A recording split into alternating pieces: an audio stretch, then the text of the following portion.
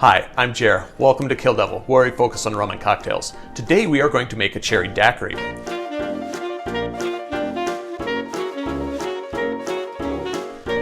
In order to make this drink, the first thing I'm going to do is add my syrup. I'm going to put 1 ounce of the cherry syrup in there. 1 ounce is 30 milliliters. And in there means in the shaker. 3/4 ounces of lime juice. 3/4 ounces is 22.5 milliliters. And finally, the rum. 2 ounces of your white rum. 2 ounces is 60 milliliters.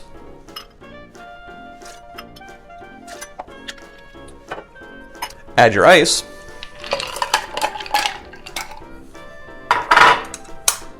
And give it a shake.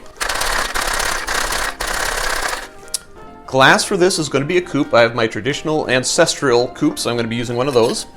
If you don't have a Coupe, you can use whatever glass you like. I single strain my daiquiris. You can double strain if you like. And the garnish. A lime wheel would go great in here if you have lime wheels. I'm going to be using a homemade candied cherry. This is a byproduct of making the cherry syrup, so that's what I'm going to use.